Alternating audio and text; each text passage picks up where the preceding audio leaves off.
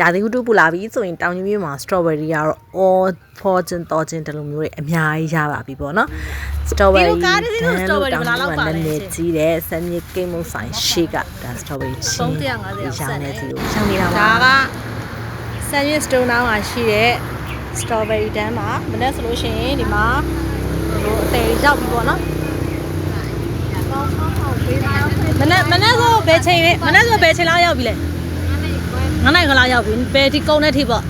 ဘယ်ချိန်လောက်ဆိုကုန်လဲအဲ့ဒါတော့ပြောတတ်ဘူးမှန်းကြည့်ဆိုရင်အများအဖြစ်17ကုန်ပြီ17မကုန်ဘူးတသားဝဲထားလိုက်လေနော်တပုံးပဲ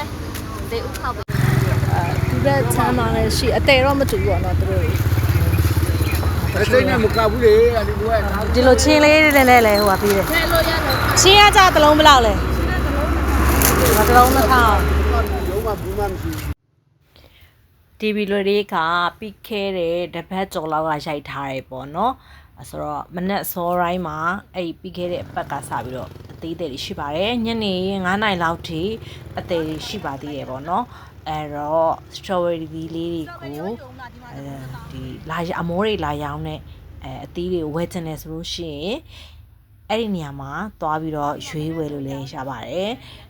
နောက်ပိုင်းပူလာနဲ့မြာအသီးတွေပို့ထွက်လာလို့ရှိရင်တော့ဈေးတွေကျလာပါမယ်ပြီးခဲ့ပတ်ကတော့တပုံးကို1000ခွဲနဲ့ဝယ်ခဲ့ရပြီးတော့ဒီနေ့ပေါ့နော်ညနေမှာမေးကြည့်တာကတော့တပုံးကို12000 13000လောက်ရှိပါတယ်ကဲဒါကတော့ဒီနေရာဝန်းကျင်ကတော့တောင်ကြီးမြို့ရဲ့ဟိုပုံးက strawberry တွေရောင်းတဲ့နေရာဈေးတန်းလေးပါရှင်နောက်ဗီဒီယိုနဲ့ပြန်